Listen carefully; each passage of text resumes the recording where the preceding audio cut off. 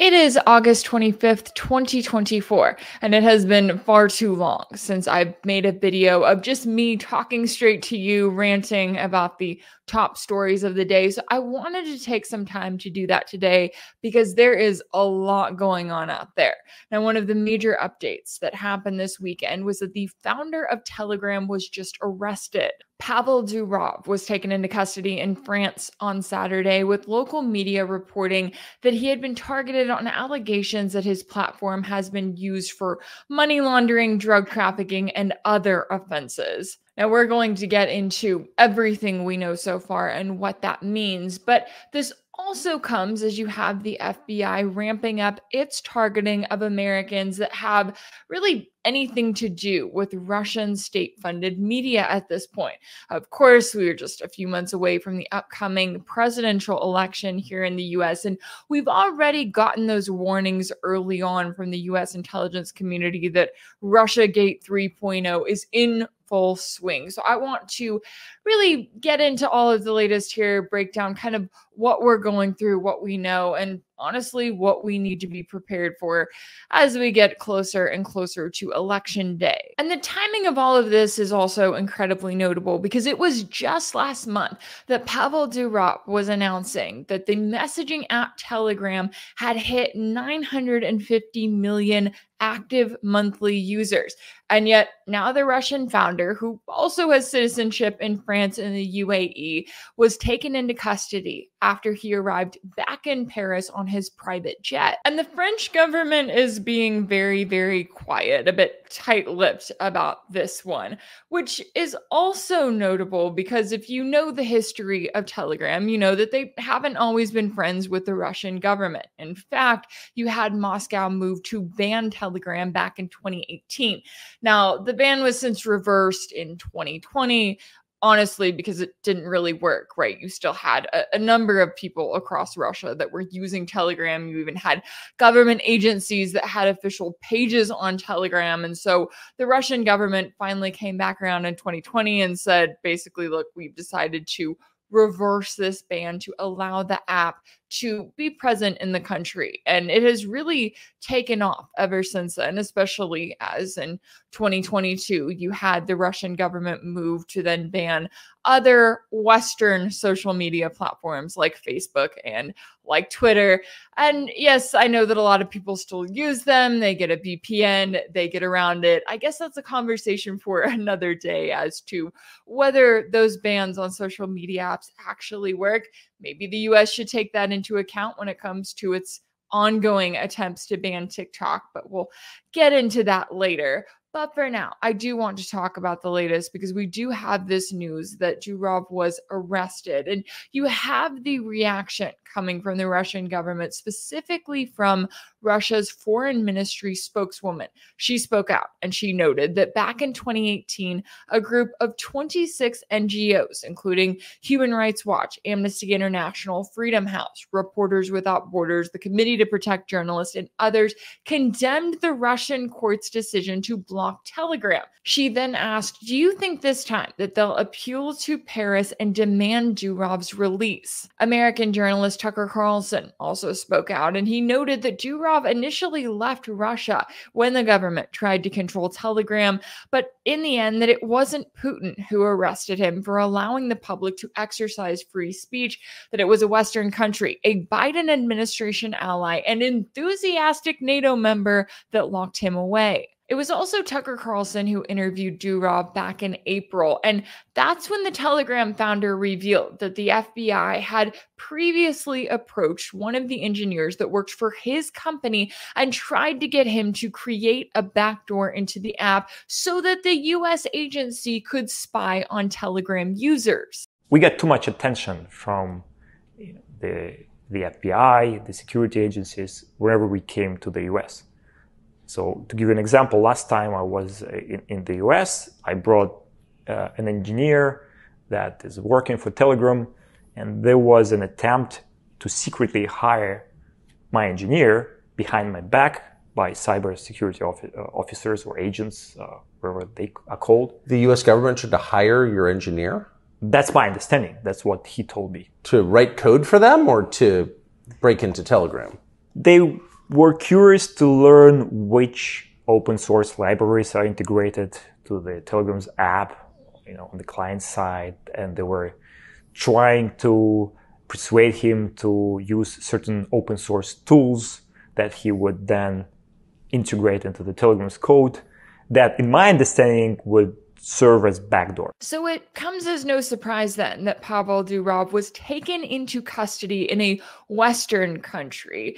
I would be really curious to see just how much involvement, how much knowledge, at the very least, key members of the Biden administration had to all of this, because I don't for one second believe that it was just over concerns that Telegram was allowing drug trafficking or money laundering or even the exploitation of minors, because if that were the case, if that was something that Western governments were legitimately concerned about, then they would have gone after platforms like Facebook and Twitter and YouTube a long time ago. Also, if you want to know what the US has done, instead of going after actual legitimately violent criminals, then I would encourage you to check out the story of Ross Ulbricht, if you're not familiar with it, because as we speak, the US has been holding a man in prison for the last 11 years, and he is now stuck serving multiple life sentences for the crime of literally creating a website. And that's the fear now when looking at the founder of Telegram, when looking at what he could possibly be up against for creating this app, for allowing the free exchange of information. You're not going to be able to monitor what every single user says and does. That's something that the US government should know very clearly. And when it comes to those concerns that are being raised, we're also hearing from another American NSA whistleblower, Edward Snowden. He, of course, is no stranger to being targeted by the US government, and he was forced to seek asylum in Russia after he was targeted by Washington for revealing that the US government was spying on American citizens. He took to X, where he referred to the arrest of Telegram's founder as an assault on the basic human rights of free speech and association, saying it lowers not only France, but the world. And as we continue to keep an eye on what's happening to those abroad, we're also keeping an eye on what's happening to Americans right here inside the country. As you may have heard, earlier this month, the FBI searched the home of former UN weapons inspector Scott Ritter and also of Russian-born US political pundit and author Dmitry K. Simes. And while no charges have been filed against them, at least officially yet, and both individuals have noted that they see these raids as efforts by the US government to try to intimidate them, we also got to hear from some anonymous US officials who spoke to the New York Times and claimed that these raids targeting individuals who have worked with Russian state-funded media signal an aggressive effort to combat the Kremlin's influence operations leading up to the presidential election in November. Because yes, even though they haven't been able to prove any sort of Kremlin influence that has had any significant impact on past US elections, even though they haven't been able to prove any collusion between Russia and the 2016 Trump campaign, that hasn't stopped them from trying to convince you that it will definitely happen again. And as someone who has worked with Russian state-funded media in at least some capacity for the last 6 years, I wanted to take a moment to speak on this because I've also gotten a lot of messages and comments asking if I am preparing for the FBI to knock on my door, if I've received any kind of notice on my end. And so I wanted to speak about the current situation, kind of what we know here and what I'm keeping an eye on my end. Now, in the case of Dmitry Simes, I know that he was residing in Moscow. It looks like it was his home in Virginia that was raided, with reports saying it was due to suspected sanctions violations. So I can't speak as much on that, but I do think that the case of Scott Ritter, what he went through, where he specifically noted that the warrant to search his home made reference to an investigation that involved the Foreign Agents Registration Act. Now, that's something we need to keep an eye on. So if you're not familiar with FARA, it's basically a federal law that requires Americans to disclose lobbying and political activities on behalf of foreign governments. It was enacted back in 1938, and it has also been widely criticized because of its very selective enforcement. Let's just put it that way. For example, the American Israel Public Affairs Committee, or AIPAC, which literally announced it was committing $100 million to going after the seats of progressives in Congress who were speaking out against the full-on genocide Israel is currently waging against the Palestinian people. Yeah, AIPAC gets away with whatever it wants. But media outlets here in the US that receive funding from Russia, China, a very select number of countries, they suddenly became the focus of the US government back in 2017 at peak Russiagate times. As you may remember, the production company that created the shows out of DC that then comprised RT America was forced to register for FARA back in November 2017. And one important distinction here that the mainstream media still doesn't seem to understand is that it's not RT as a network or even as a brand that is registering as a foreign agent. It's the specific production company that puts together these shows, whether it's for RT on television or for Sputnik Radio. It's that production company that is being forced to register as a foreign agent. And that's important because along with that registration requirement comes a lot of other little requirements, right? A lot of boxes to check, a lot of things the company has to do. And it seems as though the goal is to make life as difficult for them as possible. So for example, when I worked for RT America from 2018 to 2022, every single report that I filed, every show that I was on, it was taken, burned onto a CD, and then sent off to the Department of Justice. Everything was filed. They had notice of all of it.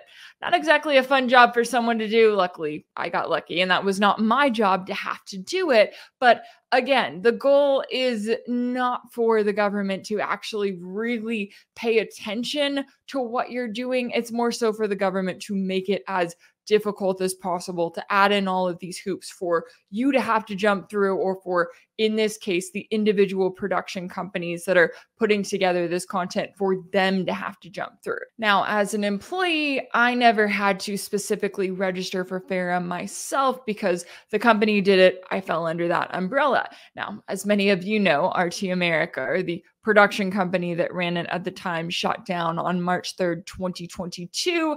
And from that point, I then went on to move to Moscow for a year and to work for RT's headquarters there. Again, because they're based in Moscow, because they're not based in the US, there's not much the DOJ can really do. FARA doesn't really apply to them. Yeah, they may get annoyed that, people here in the US watch RT. That's why you've seen a targeting of RT and Sputnik, that you have wiping them off of YouTube, really trying to target their presence as a whole because people were watching. And the US establishment constantly goes back and forth between acting as though no one pays attention to RT and Sputnik, right? No one follows them, no one cares, while at the same time acting like they are influencing whole entire elections or pushing you to vote for a certain candidate over another, which I'll get into here in a minute. But the moral of the story is that after I came back from Moscow, I actually went to working independently while also still doing some work for the production company that produces shows that are aired on Sputnik Radio, which is based here in the US. And it's a similar structure to what I had going with RT America, where it's that production company that is registered for FARA. They do everything on their end. And so I'm able to work with them and have not had to register on my own because everything that they're doing with their registration, I'm able to fall under that umbrella. But as we're seeing right now, it wasn't enough for the US government just to go after these individual production companies and to target them and to force them to register as foreign agents and to act as if these media companies are somehow lobbying the public to think one way or another. Now, as we're seeing with Scott Ritter, they're also now trying to go after individuals who contribute to these companies in any way, right? You write an article, you appear on air, you receive a sum of money. Well, now you've got the US government possibly knocking at your door saying, hey, not only do we want our cut of that through taxes, but we want our cut of that in the sense that now we want you to push you to register as a foreign agent. Now, again, I don't know what the case is going to be with him or with others like him, because if the government wanted to make all of our lives hell, it could certainly try to do that. It could certainly go after a lot of other contributors, a lot of other people who appear on these shows who aren't traditionally covered by the umbrella of working with a certain production company, right? They're working with RT out of Moscow or Sputnik out of Moscow. They're working with a company that's based in another country. And so now you have the US government in a place where instead of looking at the individual production company based in the US, they're looking at the individual person based in the US and they're saying, hey, now it's on you. We've decided that you're a foreign agent. And that obviously creates a host of other concerns because, again, it goes back to the government's ability to basically make your lives hell if you don't comply. I mean, we saw this in 2016. We saw what they did to RT America and to Sputnik and this push that came from the government basically to say, we are going to force you to register as a foreign agent, or we're going to force you to cease operations here in this country. The truth is that I don't know what that would look like if they target specific individuals. You know, it could look like them trying to drag individuals to court or trying to, hit them with all of these fines for FARA violations or something like that. I mean, I think that that is the biggest concern is how much unknown there is there and how much gray area that is there as well. And I mean, I've been in this world for the last 6 years. And so I've watched not only the transition that we've come to in terms of where media stands right now, where individuals like myself stand right now, but I've also watched the attempted censorship on social media. And I think a big part of why we're seeing these FBI raids and why we're seeing this increased attempted crackdown on individuals that have any kind of relationship with, whether it be RT or Sputnik or a Russian state-funded media company, that crackdown is coming because the censorship has not worked, because people are still listening. They're still tuning in. And even with watching, Sputnik and RT being wiped off of YouTube, or watching what was for a while there, individuals like myself being labeled as, Russian state affiliated media on Twitter before it then became X, it wasn't just a label. It was our reach completely being throttled. It was our voices being silenced on those social media platforms. And because we're moving into a space where that's not working like it used to, where now you have X, which for all of its faults, I would say it is better than Twitter. I would also say it still has a long ways to go. But because you do have X that is not throttling those voices in the same way, arguably, because you also have other alternatives like Rumble, like Rockfin, like Telegram, like Minds.com. All of these sites, I should also note, I have profiles on. I am posting this video all across the board on all of my profiles. I am kind of keeping an eye on YouTube because I don't know where that YouTube censorship axe is going to hit. I mean, as we've seen, I've seen a number of individuals I know who have just had their entire accounts taken off of YouTube. I have no guarantee that that is not going to happen to me as well. So I'm kind of in the position of, while I still am able to have this channel, that's where I'm posting, as well as everywhere else having a backup. So I would encourage y'all, if you are on some of those other alternative platforms, please take a moment to make sure that you give my channel there a follow as well, that you check out the video there as well, because the reality is that I can only do so much, but I've watched the way that the censorship has hit, and I don't know how long YouTube is going to continue to tolerate my videos. It's nice as long as they do, right? Because this is the platform where I have the largest following, about on par with X. They're about neck and neck at the moment. But anyways, I say all of that to say, I think one of the biggest reasons why you're now seeing this attempted government crackdown, where you're seeing the founder of Telegram literally taken into custody, is because everything that the establishment has done up until this point to make Russiagate happen, to convince people to just unplug and to not listen to other voices that challenge the ongoing narrative here in this country, none of that has worked. And it's part of the reason why I take such an issue with claims that, individuals like myself who do any work whatsoever with Russian state-funded media, that they are somehow trying to get people to think in a certain way or even to support a certain candidate in the election. I mean, if y'all have followed me for long enough, then you know that I criticize everyone equally. I do not care who is the president. I'm not going to sit here and tell you that you should vote for any one candidate. In fact, I want to say I would never do that. I sincerely hope that I would never do that. If ever I do, then I am asking you to point me back to this video, to point me back to the times that I've said, because something will be seriously wrong if that is the path that I am taking. I sincerely hope that that is never the case. And, you know, when it comes to our election here in the US, I think it's because you do have those voices. You know, if you look at Sputnik Radio right now, if you look at some of the shows that are there, the hosts that are there, sure, you're going to have hosts, you're going to have guests who are going to be pro one party or another, but you also have a lot more, I would argue. The majority of the voices that you're hearing on that network are ones that are challenging the two-party system, ones that are going, okay, what is the US government actually doing for the American people? What is the US government doing that isn't hurling us towards World War III right now? And I know that the mainstream media looks at that and they try to make that about saying, oh, well, you're just repeating the Kremlin's talking points by criticizing the US government. And it's like, okay, well, are those valid criticisms? Because I would be criticizing the US government anyway, short of any work that I'm doing with Sputnik or RT or that I have done in the past. Those would still be my criticisms. It's just that this is the only network and the only platform where I am able to not only voice those criticisms, but to actually have work in that space. Because we have to remember just how much social media has targeted independent creators and how incredibly difficult it is to work fully independently in a world where, exactly as I was saying, I have no guarantee that my YouTube channel isn't shut down tomorrow, right? Or that my Patreon isn't shut down tomorrow. And now I'm still in a position of promoting those platforms, of saying, hey, for as long as I'm here,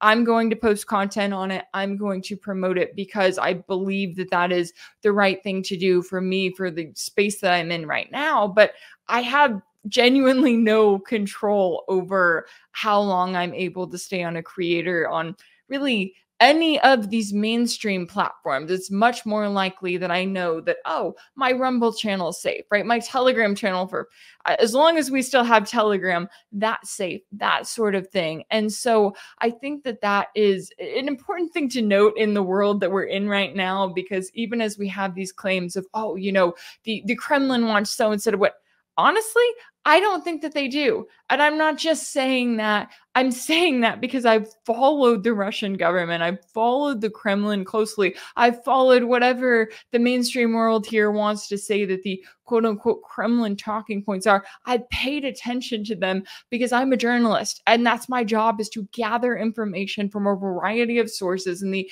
exact same way that I gather information from the Biden administration, or, you know, that I pay attention to and follow the Chinese government or the Iranian government, the key players here in this world that we live in too. And I'll even throw the Israeli government in there. I pay attention to them as well. Now, granted, I pay attention to them and I pay attention to their genocidal rhetoric that they put out on a very regularly basis, but still, that's part of my job, is to gather information, to present it to you, and then to encourage you to think for yourself. Like, I never want anyone who is watching my video to just automatically think, oh, well, she said that that's the case, therefore I've decided that's the case. Like, no, do your own research, right? Seek out your own sources. I know that y'all, if you come to a conclusion that is different than the one that I have come to, that you will let me know in the comment sections. And you know what? I'm grateful for that. I'm grateful for the fact that I'm followed by I would say, a diverse body of people who are going to respond to let me know the conclusions that they've come to, or the places in my work where I pointed out something that resonated with them. Because at the end of the day, that's what I'm here to do. I'm here to gather facts, to present them to you so that you can be more informed in your daily life as well. And it makes it all the more ironic when you've got the US intelligence community warning about some kind of foreign influence campaign, right? And they want to blame it on Russia or China or Iran. And it's like, look at the US government, look at their influence campaign and the way that the mainstream media here in this country plays a key role in that. Look at the Israeli government, look at AIPAC and the way that their influence campaign is right now openly playing a role in our politics and our Congress and how it's influencing our country and the position of the US in the world. And as we get closer and closer to election day here in the US, and as you see the FBI cracking down on certain Americans, raiding their homes, trying to intimidate them, as you see the founder of Telegram literally being taken into custody in a country that is a close ally of Washington, I think it's more important than ever to remember that all of this is happening right now because the real influence campaigns, the ones that are coming from the US and its close allies, are not having the desired effect. And that's something everyone should be talking about. If anything in this video resonated with you, be sure to like it, share it with your friends, leave a comment, and as always, don't forget to subscribe. And if you want to keep up with all of my work, make sure that you're subscribed to my page on Substack. That's rachelblevins.substack.com. If you want to support my work, you can also check out my page on Patreon. That's patreon.com/rachelblevins. That's where you can sign up as a monthly paid subscriber and join the community there. As always, thank you all so much for all of your support, and I'll see you next time.